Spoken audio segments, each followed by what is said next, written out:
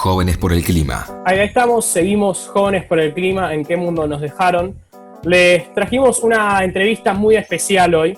Vamos a estar hablando con el mismísimo Juan Cabandier, fue diputado nacional por la Ciudad de Buenos Aires por muchísimos años, ahora es el ministro de Ambiente. También nos enteramos hace poco que es fanático del rap. No sé si eso va a ser el enfoque de esta entrevista, pero me parece un dato curioso, interesante para que los oyentes escuchen. No solo que es fanático del rapeo, sino que rapea con sus hijos en cuarentena como actividad principal para entretenerse, ¿no? ¿Es así, Juan? No sé si la actividad principal, porque lamentablemente la actividad principal es la tarea de los chicos, que los profesores y profesoras están enviando muchísima tarea y uno le dedica muchísimo tiempo a eso, pero es parte de las actividades lúdicas que se desarrollan en el marco de la cuarentena con los hijes, así que sí, además de, qué sé yo, ¿no? Ver videos y esas cosas, ¿no? Pero sí, está bueno. ¿Y quién gana? Creo que yo, ¿no? El jurado dice que Juan Cabandier gana el freestyle familiar. Sí. Y el jurado es Juan, me parece también. El jurado puede ser, sí. Pero, no, está bueno, sí, está bueno. Aparte también para sacarlos un poco de Fortnite y de Play, ¿no? Está bueno, para que interactúen un poco. Es tener concatenación de conceptos y palabras que se van enriqueciendo, nos van enriqueciendo el intelecto. Bueno, yo tenía ganas de hacerte una pregunta para arrancar un poco más seria, tal vez. Tu historia como militante, Juan, en lo personal a mí me interpela muchísimo porque siento que es la historia de la democracia de nuestro país, de cierta forma. Y ir viendo eso, ir viendo tu recorrido, creo que muchas personas tal vez no lo saben y entonces me parece que es una buena oportunidad para que lo escuchen, la gente que está escuchando este programa ahora. Si nos podrías contar un poco de tu historia y si sentís que eso no te fue un camino para adentrarte en lo que es la militancia, cómo se relaciona con tu vida política actual. Bueno, la verdad que mi historia es una más de las historias que conforman, valga la redundancia, la historia reciente de la Argentina y sus hechos más trágicos y significativos también para pensar, ¿no? Para pensar, reflexionar, no repetir y crecer con resultados que sean muy distintos a lo que la historia nos enseñó.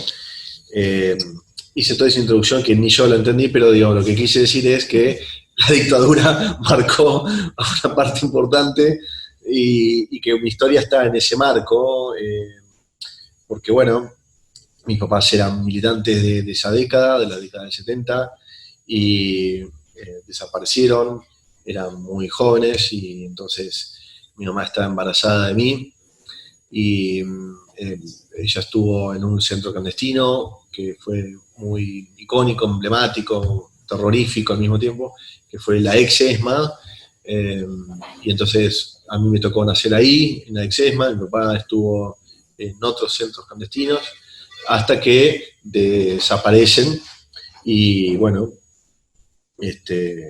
yo nací, digamos, en ese lugar, y fui robado por una familia de la dictadura, una familia que fue artífice también, ¿no? De los hechos que se cometían en dictadura, y fue modificada mi identidad, fui criado como si fuese de esa familia, como si fuese un hijo biológico, natural de esa familia, y entonces, en algún momento todo ese marco de dudas, de incertidumbre, empezó a hacer un efecto muy fuerte en mi persona, y por eso fue que en un momento tomé la decisión de preguntarme quién era. ¿Y sentís que eso está relacionado con la militancia, la forma en la que te adentraste en la militancia, la forma en la que encarás la política hoy en día, lo que decidís hacer como ministro de Ambiente, esta conexión que haces entre ambiente y derechos humanos? Lo que pasa es que, es decir, eso me llevó, obviamente, fue una antes y un después, marcó mi vida, sin dudas. Siempre fui como un niño interesado por los temas públicos, políticos, y siempre me gustó la política. En ese momento, cuando conocí mi identidad, bueno, me dije a mí mismo que yo tenía que ser parte de colectivos que piensen en un país más justo, que piensen y hagan, dentro de sus posibilidades, un país más justo como habían encarado mis padres. Entonces, bueno, entendí que la militancia, que Néstor era, digamos, encarnaba esa línea, esa idea, y entonces me introduje a militar y, bueno, y acompañar la militancia de derechos humanos también, pero sobre todo mi militancia marcadamente fue una militancia política. Juan, me surge la duda de ¿cuándo fue este momento? Vos decís que te empezaste a preguntar por tu identidad y después a militar o algo por el estilo. ¿Cuándo fue ese momento, si es que hubo, en el que dijiste, bueno, tengo que empezar a buscar más o es algo que sentís durante toda tu vida, que por ahí la familia con la que estás no es, bueno, la biológica o cómo se da ese proceso? Bueno, eso justamente es un proceso, ¿no? Que se compone de distintos elementos. Y en mi caso, bueno, fue esto, la inestabilidad que sentía, las dudas que tenía existenciales.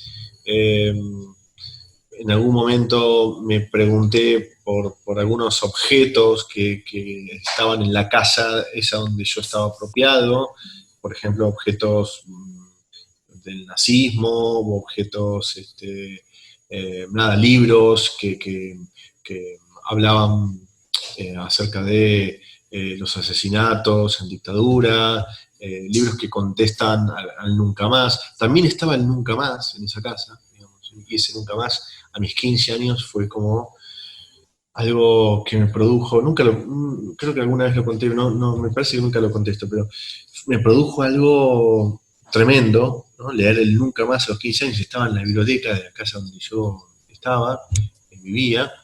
Se me ocurrió agarrarlo, tapa roja, leerlo, y me produjo una sensación muy, no sé, muy fuerte. Iba a decir flashera, pero queda poco... profesional, queda poco formal. Queda poco formal. Pero yo leía que había nombres que en el nunca más decía que eran personas que desaparecían o que estaban en operativos para desaparecer personas, y esos nombres yo los conocía, porque eran amigos de las personas que a mí me criaron. Y también frené la lectura cuando empecé a leer el capítulo de adolescentes desaparecidos. Ahí lo frené. Leí algunos. Y yo creo que leí el caso de mi mamá, sin saberlo. Pero no pude leerlo más. Así que eso fue como un flash, ¿no?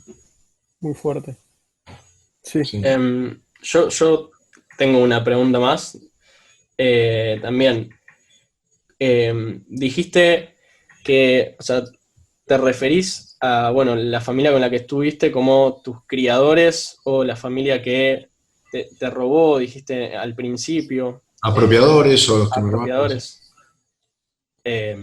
La relación con ellos ahora, tipo, ¿existe? ¿No hay relación? ¿Te enojaste con ellos? ¿Qué sucedió cuando empezaste, cuando te diste cuenta, bueno, que no eran tus padres? Yo ya no tenía relación con el hombre, ¿no? Porque él se divorcia de la mujer que me crió, y entonces yo no tenía más relación, era una persona muy, muy violenta, entonces nada. Pero sí, obviamente, bueno, tengo relación con mi hermana, que mi hermana es hija biológica de este matrimonio que me robó, y tengo relación con la mujer que me crió y me apropió, ¿no? Son las dos cosas. Por un lado me crió y por el otro lado me apropió. Con ella sí tengo relación, obviamente no es la misma relación, por supuesto, porque hubo una mentira de 25 años, pero bueno, también tengo la capacidad de reconocer que en ese contexto de mentira y de delito, fue una persona que me permitió, me crió con un manto, ¿no?, de afecto en un contexto de tanta violencia, que era la que ejercía el hombre, y ella como que me preservó, ¿no? Tendría que haber tomado una decisión mucho más fuerte, pero yo puedo decir que me preservó y me brindó afecto, y eso son cosas que quedan muy marcadas, ¿no? Y también construyen la identidad. Clarísimo, Juan. Juan, en esos momentos en donde vos decías que tuviste dudas existenciales por esas crisis que pasaste, deciste que empezaste a, bueno, dedicarle todo tu tiempo a la militancia, a la política en general. ¿En esos momentos te imaginabas que ibas a terminar siendo ministro de Ambiente? ¿Era algo que estaba en tu cabeza o nada que ver? No, claro que no. Porque, no, qué sé yo, me acuerdo que una vez, después del acto de la ex ESMA, donde Néstor pide perdón en nombre del Estado y donde se recupera a manos civiles ese lugar del horror donde mi mamá estuvo, donde estuvieron 5.000, donde nacimos varios.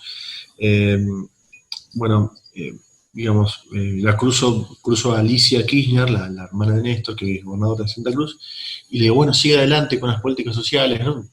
Tenía cierta empatía con el gobierno de Néstor, porque Néstor era el que había dicho en Asunción, en 2004, 25 de mayo, dijo, soy hijo de la generación diezmada, y también había dicho en campaña, por ejemplo, que él estaba a favor del matrimonio igualitario y la adopción de personas del mismo sexo, cosa que era revolucionario, ¿no?, para ese momento.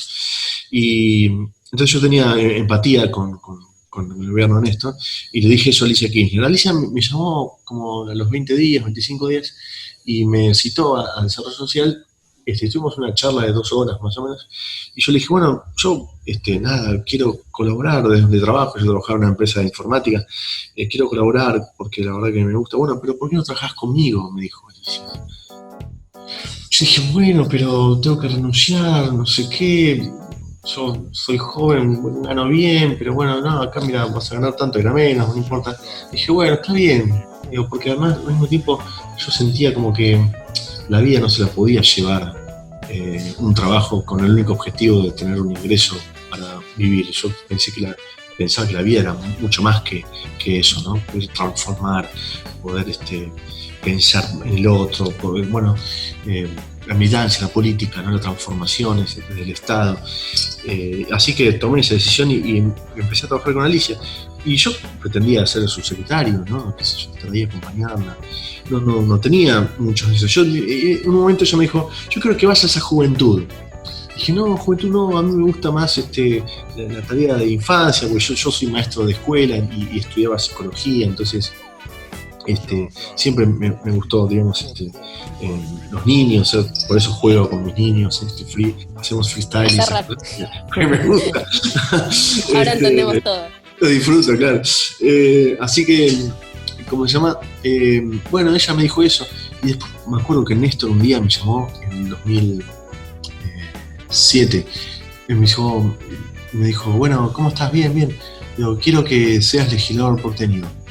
No, le dije, no, Néstor, no quiero. Ah, sí, te pegó una llamada y te dijo eso. Sí, me dijo, quiero que vayas ahí. Dice, no quiero ese lugar, no, la legislatura porteña no me gusta, ese lugar es un lugar feo, ¿no? Porque en los años 90 ese lugar era un lugar deplorable, ¿no? Se habían cometido unos hechos delictivos tremendos, así que no, yo no quiero Néstor. No, tenés que ir ahí, sí. Bueno, entonces, nada, me dijo, andá a hablar con Alberto Fernández. Bueno, entonces fui a hablar con Alberto, y era jefe de gabinete. Y Alberto me dijo, bueno, Néstor me dijo que seas candidato. No, yo no quiero. yo quiero seguir en el Ministerio de Desarrollo Social, me gusta que la gente, pueda ayudar para ayudar a la gente, etc. Digo, bueno, no, pero Néstor me dijo eso, tenés que ir ahí. Bueno, qué sé yo, no me dieron opción. Así que fui ahí. Y pero yo todas las me tareas. gusta cómo lo cuenta. Me las tomo con responsabilidad. No me quedó opción y bueno. Fuertísimo. No, yo me las tomo con responsabilidad, porque a mí, para mí, creo que la efectividad, ¿no? y ser eficiente es algo que aprendí del sector privado, ¿no? La eficiencia, por eso creo que el Estado tiene que ser eficiente, ¿no? Y yo me lo tomé con mucha responsabilidad. Y después me tocó ser presidente del bloque, qué sé yo. Y después me adentré mucho en la política, yo militaba en la Cámpora en ese momento, creamos la Cámpora. Empecé a tener un vínculo muy fuerte con Néstor, cada vez más fuerte, era como una persona muy gigante para mí. Y esas cosas de la política y aprender de Néstor y la mirada y el método, y me fui adentrando mucho en las cosas políticas y todo el fervor de la juventud de ese tiempo, las reuniones, las asambleas, los lugares, los viajes, la tarea social, la tarea política, todos esos elementos constituyeron, ¿no?, mi identidad política y también mi identidad personal. Juan, te voy a cambiar de tema un poco, te voy a traer un poco más al presente, ahora después de que pasamos por este recorrido de memorias. Primero, realmente te quería agradecer de corazón por compartir este testimonio. Me parece que parte de decir nunca más es poder ponerle una cara a los 30.000 desaparecidos de los que hablamos siempre. Muchas veces cuando hablamos de 30.000 y se queda solamente en un número, en una estadística, nos olvidamos de que atrás de cada uno de esos números había personas con vidas, con deseos, con sueños. Y bueno, me parece que este testimonio tuyo ayuda a que podamos presenciar y sentir un poco eso. Cortando un poco lo sentimental también, que realmente me emocionó tu testimonio, me gustaría preguntarte un poco de cómo fue el momento cuando vos asumís como ministro de Ambiente, digo, en un clima que ya venía mal, con una crisis económica potente. Ahora de repente tenemos la cuarentena, la pandemia, y la crisis social, económica y sanitaria es todavía peor, y la ambiental ni te cuento, pero eso no es algo de lo que se habla mucho. Te quería preguntar cuáles son los objetivos que te pusiste como ministerio, cuáles son las cosas que vos decís, bueno, yo cuando termino mis 4 años, esto y esto tiene que estar terminado. Eso. Muy bien. Primero, para hacer un puente con lo anterior, el primer segmento de estas preguntas que ustedes hicieron, creo que lo ambiental es una lucha de esas, un elemento de esas causas justas, ¿no? De hecho, un elemento de las causas justas. Y alguien que tiene un compromiso, digamos, que adhiere a una cosmovisión determinada, hace propias todas las luchas justas, ¿no? Y los temas justos. Y lo ambiental vaya en eso. Uno de los elementos de esas causas justas que tenemos la obligación de adentrarnos, de adherir y de comprometernos. Porque además, como ustedes bien saben, ¿no?, hay una tradición incluso en nuestro país de vinculación con la temática ambiental, con la agenda ambiental. Arrancó en el 72 Perón, ¿no? Incluso Perón, la Carta de los Pueblos, la escribe antes que el primer Congreso de la Tierra, que fue en Estocolmo. Antes de Estocolmo, fíjense. Como Laudato Si fue antes que París, fue en mayo, y París en noviembre. Bueno, la Carta de Perón a los Pueblos, donde dice que si no modificamos nuestras prácticas, vamos a introducirnos en un camino del suicidio de la condición humana, ¿no? Interesantísimo. Bueno, entonces, ¿qué sentí el momento ese? Me preguntabas, ¿no? Sí, ¿cómo fue esta asunción y bueno, y después cuál es el plan como de gobierno? Claro. Yo creo que hay elementos concretos y también elementos que son, son de la realidad, pero de una mirada quizás abstracta, pero muy, muy interesantes o muy importantes que se cumplan. Yo voy a empezar por los segundos. Mi objetivo, que yo me tracé apenas llegué, fue elevar el nivel de conciencia ambiental de la sociedad, ¿no? Ayudar a eso, pero sobre todo elevar el nivel de conciencia y compromiso ambiental de la clase política. Porque la sociedad está mucho más arriba que la conciencia ambiental. Sí. No, seguí Juan. Entonces, bueno, eso en el plano abstracto, por decirlo de alguna manera. Ahora, en lo concreto, bueno, tenemos desafíos muy tangibles, muy concretos, y uno es frenar los desmontes, ¿no? Y frenar la deforestación de nuestras cuencas forestales, que son fundamentales para la biodiversidad, para la salud del planeta, para nuestras poblaciones. Y ahí, bueno, hay un trabajo todo en sí mismo. Yo los menciono, si ustedes quieren después pregunten específicamente y desarrollamos. Sí.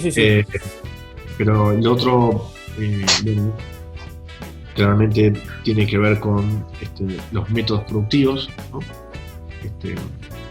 Tenemos una grandísima necesidad de modificar métodos productivos, por muchas razones, por cambio climático, pero también por cuestiones económicas, porque si no modificamos métodos productivos, lo único que va a pasar es que vamos a encontrar impedimentos a la hora de colocar nuestra producción en ciertas plazas del mundo, producto de los objetivos de desarrollo sostenible, producto de la Meta 2030 plasmada en el Acuerdo de París, y producto de la concientización generalizada que hoy hay en algunas partes del mundo sobre la agenda y cómo atraviesa la agenda productiva. Por lo tanto, la modificación de métodos productivos, si quieren, vamos al grano, es decir, no podemos seguir utilizando agroquímicos en los niveles que estamos utilizando agroquímicos, porque no solamente perjudica a nuestra salud, a las personas que murieron en producto de glifosato en sangre,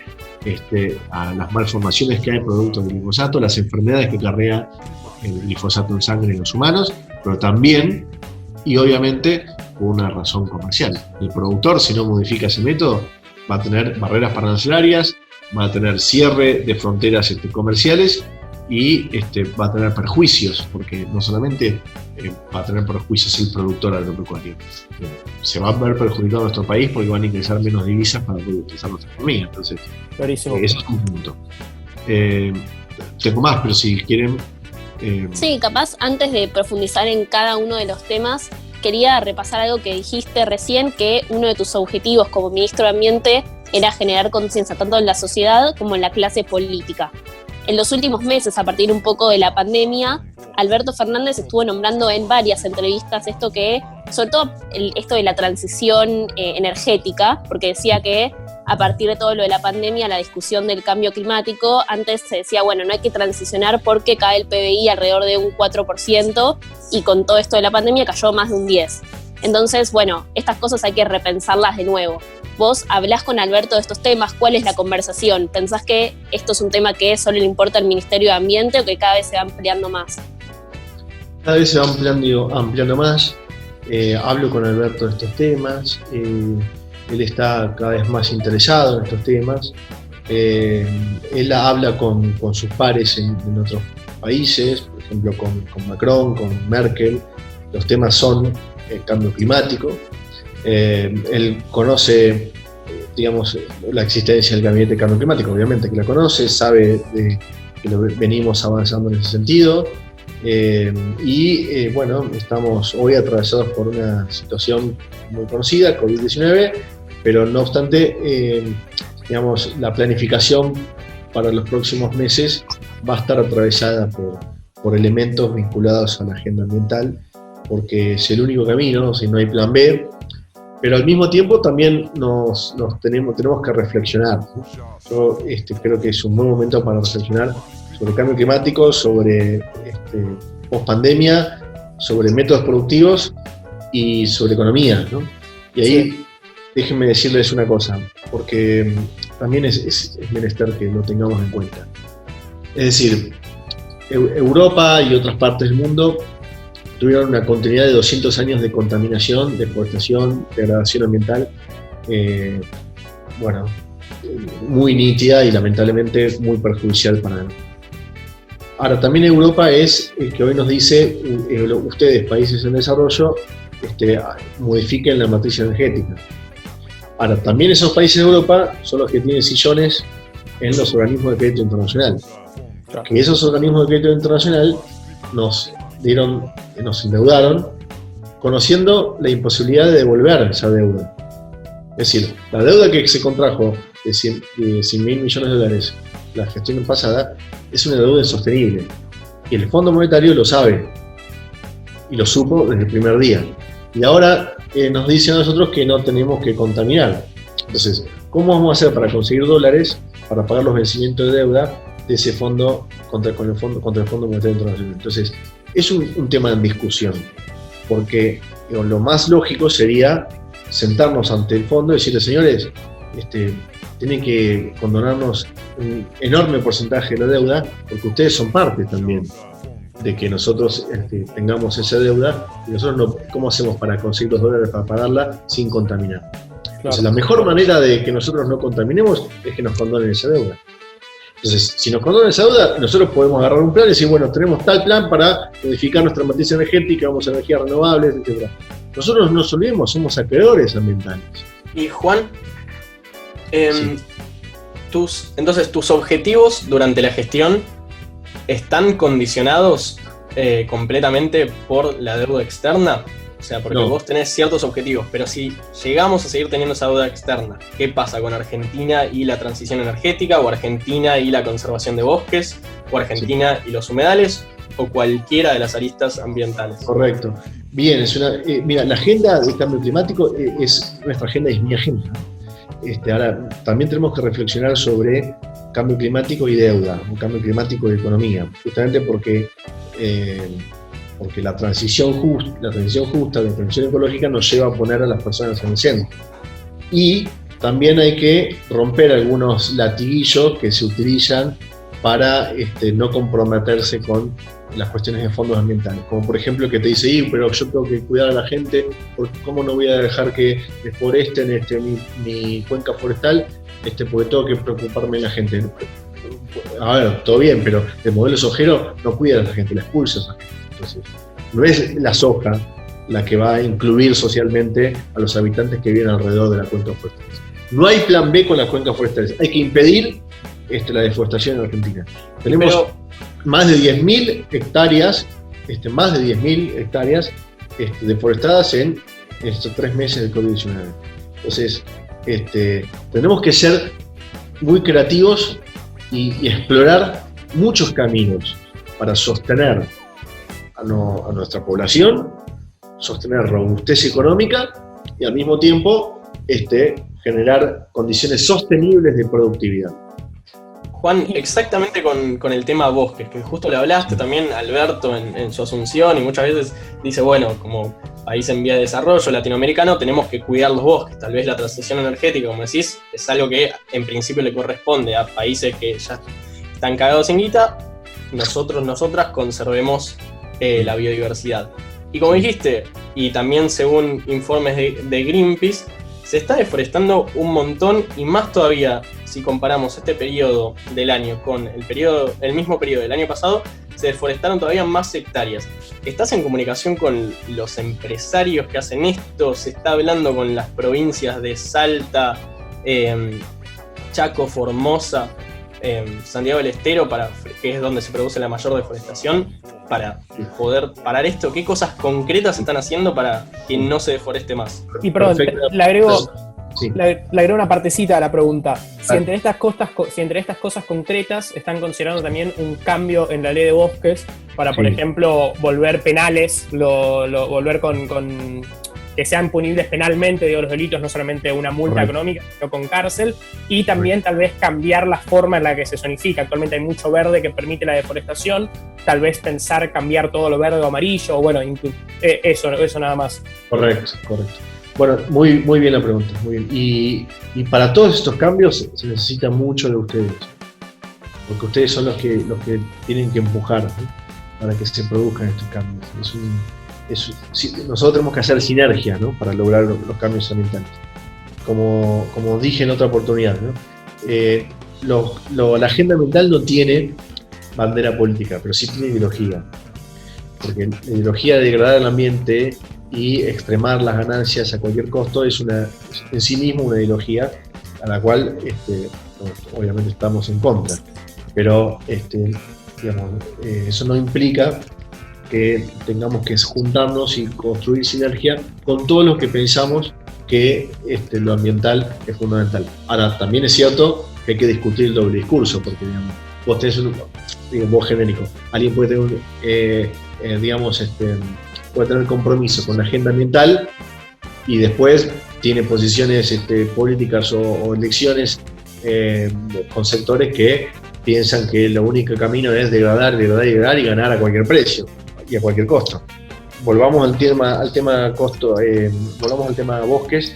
Es por ahí la pregunta que me hicieron, Gastón. Es modificar la 26331, es por el lado de eliminar algunos de los aspectos del ordenamiento territorial, porque el color verde pasa a ser, digamos, un eufemismo para permitir la deforestación. Entonces, si yo tengo todas las zonas pintadas de verde, bueno, lo único que voy a hacer es legalizar la deforestación.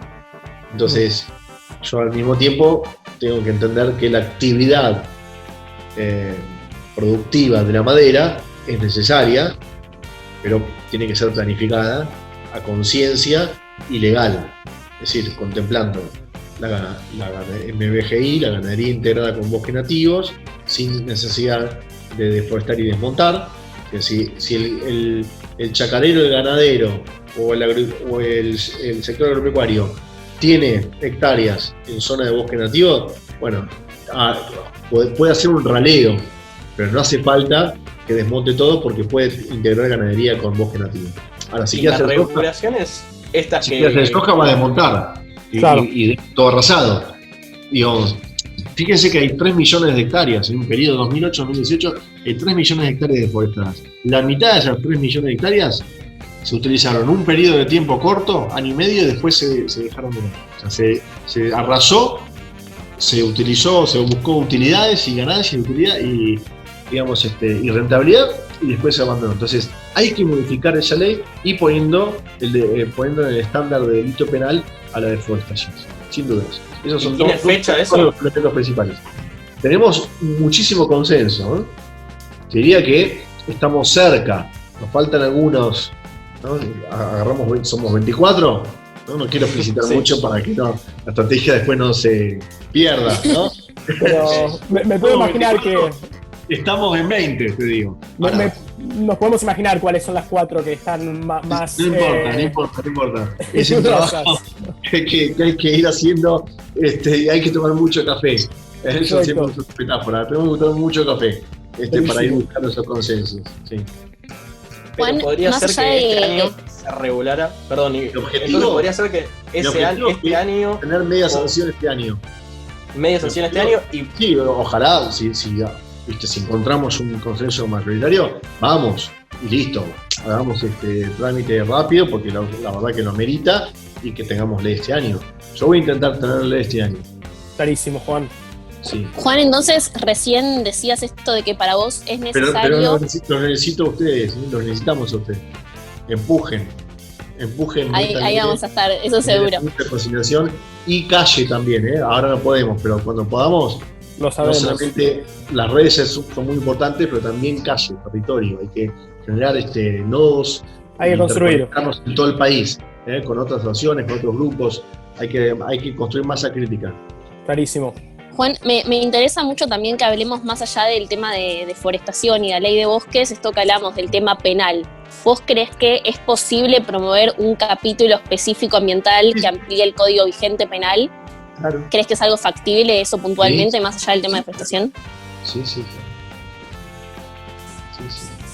Tenemos varios temas más también para hablar. Bueno, porque en ambiente hay un montón. Me gustaría ir ya también a humedales, que es un tema bastante álgido en el momento. y que, bueno, que vos estás haciendo muchas cosas al respecto. Y también me interesa, como estamos hablando de cómo es la comunicación adentro del gobierno y demás, esto de qué se piensa dentro del gobierno con los humedales. ¿Se necesita una ley de humedales? Porque también tenemos en cuenta que Basterra, que es el ministro de Agricultura, en su momento se opuso algunas trabas para que pasara la ley de humedales, y ahora se está impulsando, al menos de los sectores de sociedad civil, queremos impulsar una nueva por las quemas que están habiendo en el delta del Paraná, que no paran hace varias semanas. Esto también es un tema que se está hablando entre los ministerios, en el Poder Ejecutivo. Bueno, vos sabés que la ley de humedales es materia parlamentaria, por tanto es del Parlamento. Así que yo lo he conversado con el presidente de la Comisión de Ambiente de la Cámara de Diputados, con Leo Grosso.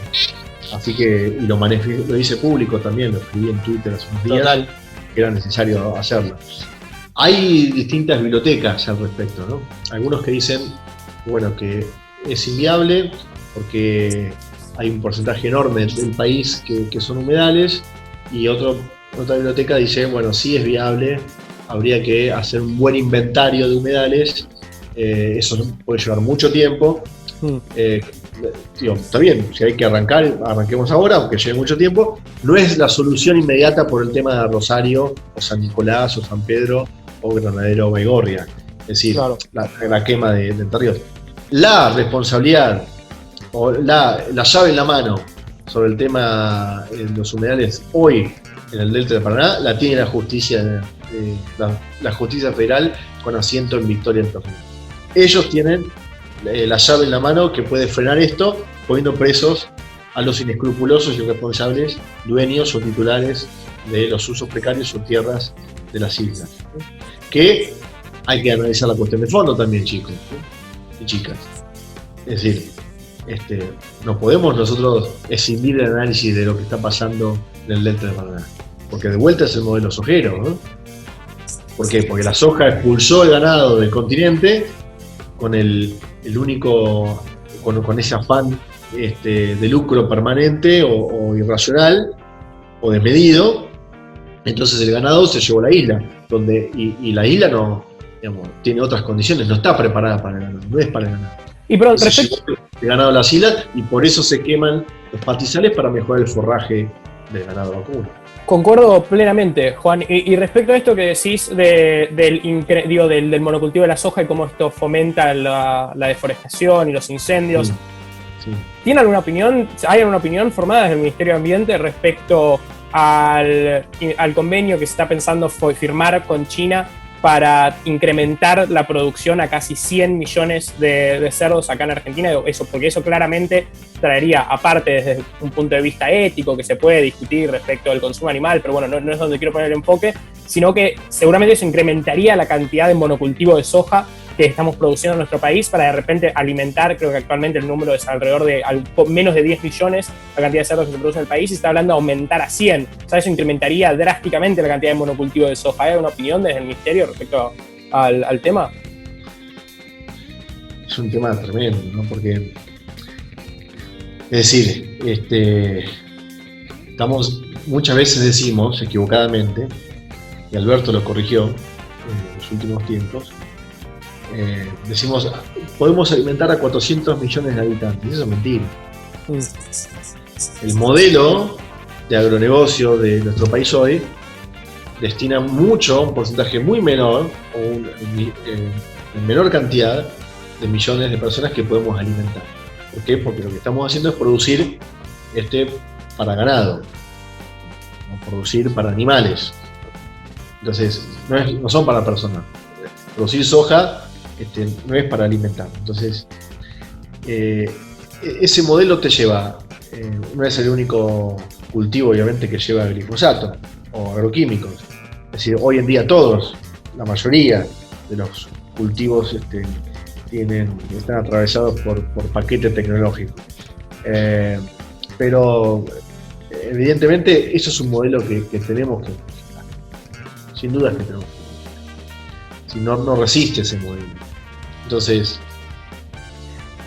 yo decía, ¿no? Con esto de repensar los métodos productivos y la utilización de los agroquímicos. que muchas veces me encontré con opiniones diciendo, bueno, ¿por qué el ministro de Ambiente habla del glifosato si eso nos puede traer perjuicios con nuestras exportaciones? Digamos, que a partir del ingreso de divisas a partir de eso. Y yo dije, bueno, pero Europa no te va a dejar. No, pero nosotros le vendemos y exportamos soja a China. Digamos, relativo, ¿no? Si el mayor volumen es a China. Sí. Pero también derivados de soja son colocados en Europa. Y además no importa solamente la soja, porque los agroquímicos se utilizan para otros cultivos, como por ejemplo el maíz también. Y además, si hay ganado en zona de fumigación, Europa también te va a cerrar la puerta, te va a poner barreras para la. Por lo tanto, es un problema en sí mismo los métodos productivos. Entonces yo, en este sentido, obviamente quiero advertir al respecto de lo que implicaría eso. Pero lamentablemente las variables de una economía son múltiples, y también está la variable económica en los que quizás han pensado en ese convenio que puede ingresar una cantidad de divisas importantes.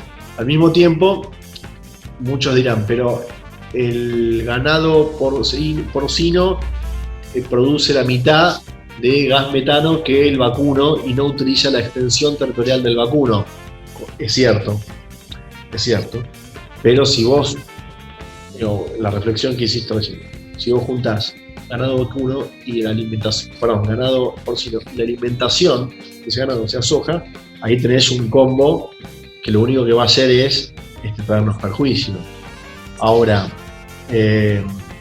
yo creo que no hay posiciones únicas, y creo que es saludable tener diversidad de opiniones adentro de un gobierno, porque es el reflejo de lo que sucede en la sociedad. La sociedad también es diversa, en los espacios políticos también tenemos diversidad de opinión, tenemos acuerdos estructurales fundamentales únicos, ¿no? Acuerdos básicos fundamentales, que también tenemos posiciones diversas con respecto a determinados. Mirá, Monsanto Bayer me pidió una reunión. Yo se la di porque no le niego el diálogo a ninguno. Lo primero que me dijo Bayer fue: nosotros sabemos que tenemos una papa en la mano. ¿Qué quieren decir con eso? Que tienen un problema de licencia social cada vez más fuerte con la sociedad. Pero además, si Alemania el año que viene, Alemania en el 23 prohíbe el glifosato. Austria lo prohibió el año pasado, Francia el año que viene. Entonces, evidentemente, hace falta repensar. Puedes estar de acuerdo con la agenda climática. Yo no, para mí tenés que adherir, ¿no? Pero sí. Si no adherís, pensá en tu agenda económica. Pero, ¿hay que prohibir el glifosato en Argentina entonces? Yo creo que, como todas las cosas, hay que hacerlas paulatinamente, por eso hablamos de transición. Sí. Lo que pasa es que tampoco queda tanto tiempo. Y eso es cierto. Total. Sí, total, y pasa mucho esto que decías, que de repente te fijas en países como en Europa o ciudades que ya tienen 40 estudios hechos al respecto sobre los impactos ambientales, sociales que puede tener, no sé, la cría porcina industrial o el uso de glifosato, y hacen testeos en la sangre de la gente y demás, y venís a Latinoamérica y hay un estudio con suerte de los impactos que podría tener. Claro. Juan, Y además también la degradación ambiental que redunda después en enfermedades zoonóticas, ¿no? Bueno, Claro. mismo también Total. eso. Justo ayer estaba escuchando una charla del CONICET en la que un doctor explicaba cómo acá no hay estudios sobre cómo pueden generarse bacterias, o sea, como superpoderosas básicamente por la cría industrial, que terminen afectando al humano, o cómo los antibióticos que se le dan constantemente a los cerdos terminan contaminando los ecosistemas. Pero eso la malaria en Brasil o en el Amazonas. La malaria, el dengue acá también, El dengue que es acá. aumentado por destruir el ambiente. El dengue Juan, prolongado, ¿no? Prolongado, todo el año. Todo el Claro. año, todo el año poquito, ¿no? Cosa me que parece... hasta hace unos años no pasaba eso, ¿no? No, Cuando yo y viene era el no momento, pasaba. claro. Bueno, mismo, sí, se dice que 6 de cada 10 de las enfermedades infecciosas estas son zoonóticas, de salto de animales a humanos, y es por destruir el ambiente o manipular a los animales de forma industrial y de formas que no deberíamos. Nikki, ¿sabés que Nikki trajo un juego para hacer más divertida la charla y divertirnos un toque, en el que hay sos un semáforo, básicamente, pero bueno, voy a dejar a Nikki explicar un poco mejor. Bueno, lo vendió como si fuese que vamos a rapear, pero no tanto. Es una especie de semáforo donde yo te digo o una oración o un concepto y vos tenés que decir verde si estás de acuerdo, amarillo sí más o menos y rojo si no estás de acuerdo o para nada. La primera dice vaca muerta. Verde, amarillo o rojo. Creo que no sé si era tan divertido. Gato lo vendió como si fuese un jueguito, no era tan así. Divertido para nosotros, tal vez. Claro, no sé para Juan. Amarillo, mira, ¿qué pienso? No, Pienso que tenemos que hacer un semáforo solo con verde y rojo. Perdón. El amarillo. Amarillo. No. Tiene el amarillo, pero es más divertido si hacemos verde y rojo. Sí. Para la próxima. Hay que hacer las cosas bien. Digo, si hay cosas que están mal, tienen que modificarlas. Y más compañías que tienen ganancias tremendas, ¿no? Enormes. Entonces no les cuesta nada modificar su método productivo. Ahora, después está la discusión de fondo que decíamos antes, ¿no? La matriz energética. Obviamente que tiene que estar en la agenda la matriz energética, la modificación de la matriz energética por energías renovables. Pero también es cierto que en algún punto tenemos que desarrollarlo, ¿no? Es decir, digamos, no el desarrollo porque, digamos, el desarrollo justamente es crecimiento económico con inclusión. O sea, tenemos que incluir a todos, ¿no? Que nadie quede afuera. Justo hablando de eso y profundizando un poco más este tema, ¿cómo ves el panorama de la transición energética en Argentina? ¿Qué es lo que se está haciendo? Por ejemplo, no sé, se habla de la posibilidad de una YPF de energías renovables o una empresa nacional. ¿Qué es lo que se está hablando? Yo aspiro, si me dejan soñar, yo aspiro a tener bajo la órbita del Ministerio de Ambiente, que hoy me toca estar a mí, mañana va a estar otro, y las políticas tienen que ser perdurables en el tiempo, porque eso habla de un Estado inteligente y robusto. Yo creo que el Ministerio de Ambiente en nuestro país tiene que convertirse en un Ministerio de Ecología, donde empiece a tener vinculaciones con la agenda ambiental. Y si me dejan soñar, a mí me gustaría que dentro del ámbito de ambiente de nuestro país haya una empresa de energías renovables, que esté en el marco del Ministerio de Desarrollo, del Ministerio de Ambiente y Desarrollo. Clarísimo, Juan. Muy bueno. Va un poco eso con la mano que muchas veces hablamos que a las energías renovables le falta un poco como la épica, como un poco el petróleo en su momento construyó ciudades y tiene como ese mito y esa fuerza, y un poco para las energías renovables falta, pero bueno, creo que un poco pensándolo desde este sentido, una empresa nacional podría fomentar a que eso pase, ¿no? Construir la narrativa. Total. El Sahara, la región del Sahara y el sol chileno-argentino y cordillera de los Andes es el mejor sol del mundo. Y además tenemos de los mejores vientos en el mundo. O sea que tenemos el potencial para hacer la transición energética, falta voluntad política. Voluntad social. Falta concientización, falta voluntad política y algo de inversiones. Un detalle menor. Nos gustaría poder jugar más al semáforo, hacerte de semáforo, Juan, pero nos quedamos sin tiempo. Y ya para bueno, hablar un poco sobre el final, sobre lo que se viene después de la pandemia. Ya nos dijiste la ley de bosques. Hablaste de los humedales y que bueno, tenemos el potencial para hacer la transición energética. ¿Qué se viene? ¿Qué es lo que tienen pensado para, bueno, esta nueva normalidad que se planteó mucho durante la pandemia? No volvamos a la misma cagada de antes, intentamos o hasta hacer peor. Un poco mejor. Claro.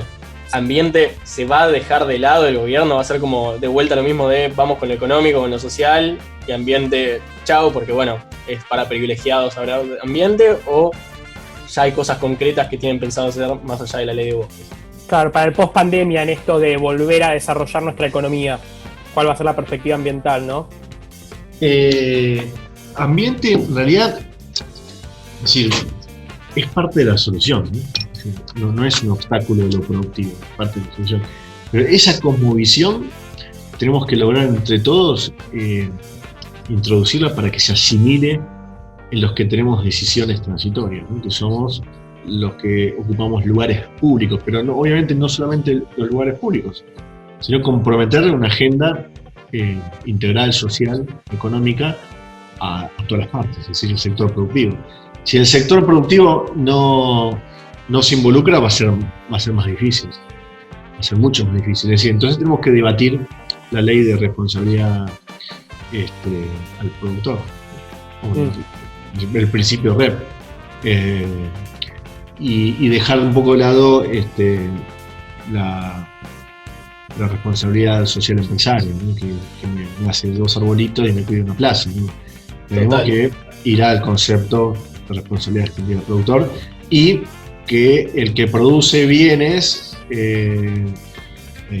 digamos durables o no durables y contamina y tiene ganancias por eso, que se tiene que hacer cargo de lo que contamina. Coca-Cola, cualquiera, o cualquier producto de limpieza, etcétera, también tiene que hacer cargo de la trazabilidad de sus envases. Creo que se le cortó a Gastón ahí recién. Cosas que pasan en Zoom. Uy, se me trabó todo, ¿no? Hablé como un robot. Perfecto, puedes repetirlo. No, ni siquiera. Estuvo como así en mute, pero ahí te escuchamos bien. Ahí estoy un poco mejor. Bueno, yo estaba diciendo que no nos queda mucho tiempo, pero sí nos quedan muchas preguntas. Nos estaríamos encontrando en alguna entrevista. Nicky Becker, Gastón Tenenbaum e Eyal Weintraub, de Jóvenes por el Clima.